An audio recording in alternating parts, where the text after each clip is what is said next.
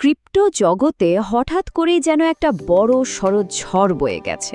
Bitcoin যেটা কিনা কিছুদিন আগেও রকেটের গতিতে বাড়ছিল, সেটাই এখন মারাত্মকভাবে পড়ছে। কিন্তু কেন? চলুন আজকের এই বিশ্লেষণে আমরা এই পতনের পেছনের রাজনৈতিক আর অর্থনৈতিক কারণগুলো খুঁজে বের করার চেষ্টা করি। হ্যাঁ, প্রশ্নটা তো এটাই, তাই না? যে মার্কেটটা কিছুদিন আগেও এত আশাবাদী ছিল, সেখানে হঠাৎ এমন কি হলো যে সব কিছু উল্টে গেল? আসুন এই পুরো ব্যাপারটার গভীরে গিয়ে উত্তরটা খোঁজা যাক। তো চলুন প্রথমেই দেখে নিই এই পতনটা আসলে কতটা মারাত্মক ছিল। সত্যি বলতে সংখ্যাগুলো দেখলে একটু চমকে যেতে হয়। পতনের ঠিক আগ মুহূর্তে গ্রিনিচ মান সময় ভোর 4:30টার দিকেও বিটকয়েনের দাম ছিল প্রায় $70,900। ভাবুন একবার, ঠিক এই পয়েন্টটা থেকেই নাটকীয় পতনটা শুরু হয়। আর পতনটা ছিল বেশ বড়সড়, মানে মাত্র একদিনের ব্যবধানেই বিটকয়েনের দাম 7%-এরও বেশি কমে যায়। ক্রিপ্টো মার্কেটের জন্য এটা কিন্তু একটা বিশাল ধাক্কা। এর আসল প্রভাবটা কি, মানেটা কি দাঁড়ালো এই যে বিনিয়োগকারীরা গত এক সপ্তাহ ধরে যা লাভ করেছিল তার পুরোটাই একদিনের পতনে হাওয়া। বাজারের সব আশা, সব উত্তেজনা যেন এক মুহূর্তেই উবে গেল। আচ্ছা, এই যে পতন, এটা ঠিকঠাক বুঝতে হলে আমাদের কিন্তু একটু অতীতে যেতে হবে। ঠিক সেই সময়ে যখন বিটকয়েনের দাম হু হু করে বাড়ছিল। কি ছিল সেই উত্থানের পেছনের মূল কারণটা? চলুন দেখি। শুধু এই একটা কথাই যেন পুরো মার্কেটে আগুন লাগিয়ে দিয়েছিল।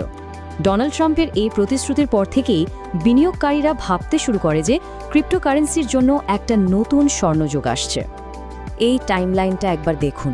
ট্রাম্পের জয়ের পর দামের কি অবস্থা।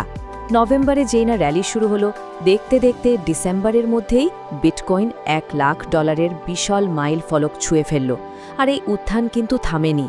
পরের বছর অক্টোবরে দাম গিয়ে দাঁড়ালো সর্বকালের সর্বোচ্চ, মানে $1,27,000-এরও বেশি।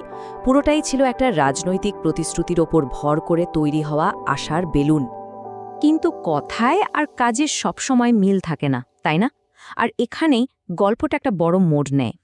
বাজারের এই পতনের প্রথম এবং সবচেয়ে বড় কারণ হলো রাজনৈতিক অচলাবস্থা। সবাই তো আশা করেছিল কি যে ক্রিপ্টোর ওপর থেকে সব কড়াকড়ি উঠে যাবে, সরকার সব রকমভাবে সাপোর্ট দেবে।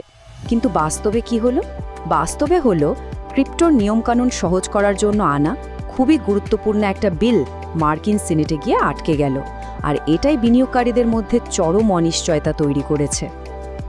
এখন প্রশ্ন হলো, বিলটা আটকে আছে কেন?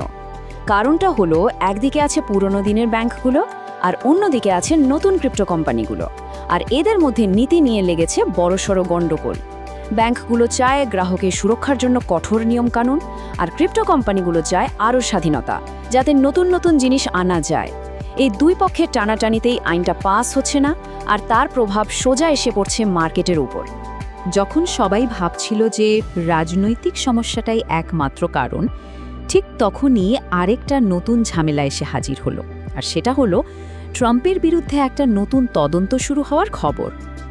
ঘটনাটা হলো, ডেমোক্র্যাট আইন প্রণেতা রো খান্না ঘোষণা দিয়েছেন যে তিনি ট্রাম্পের ক্রিপ্টো প্রতিষ্ঠান ওয়ার্ল্ড লিবার্টি ফিন্যান্সিয়াল নিয়ে তদন্ত শুরু করতে যাচ্ছেন।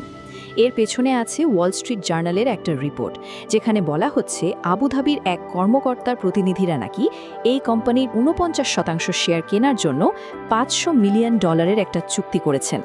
স্বাভাবিকভাবেই এই খবরটা বাজারে নতুন করে আতঙ্ক ছড়িয়েছে। তবে ভাবার কোনো কারণ নেই যে এই ধস শুধু বিটকয়েনের জগতেই হচ্ছে। আসলে ছবিটা কিন্তু আরও অনেক বড়। এই অস্থিরতাটা গ্লোবাল।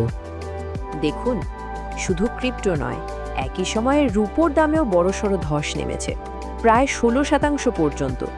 ওদিকে হংকং আর জাপানের মতো বড় বড় শেয়ার বাজারগুলো কিন্তু পড়ছে। তার মানে বিশ্ব অর্থনীতিতেই এক ধরনের অস্থিরতা চলছে। তো এত সব কিছুর পর আমরা কোথায় এসে দাঁড়ালাম? বাজারের ভবিষ্যৎটা তাহলে কি? এটাই এখন সবচেয়ে বড় প্রশ্ন। ব্যাপারটা বেশ পরিষ্কার, তাই না? যে বাজারটা একটা রাজনৈতিক প্রতিশ্রুতির উপর ভর করে তরতর করে ওপরে উঠেছিল, সেই বাজারটাই এখন রাজনৈতিক অচলাবস্থা আর তদন্তের জেরে মুখ থুবড়ে পড়ছে। সোজা কথায়, আশা এখন আশঙ্কায় পরিণত হয়েছে। আর এটাই কিন্তু এখন মিলিয়ন ডলারের প্রশ্ন, যে প্রযুক্তিটার জন্মই হয়েছিল কোনো রকম কেন্দ্রীয় নিয়ন্ত্রণ ছাড়া চলার জন্য, সেই ক্রিপ্টোকারেন্সির ভাগ্যই কি শেষ পর্যন্ত রাজনীতিবিদদের হাতে বাধা থাকবে? এই প্রশ্নটাই এখন পুরো ক্রিপ্টো বিশ্বের সামনে সবচেয়ে বড় চ্যালেঞ্জ হয়ে দাঁড়িয়েছে।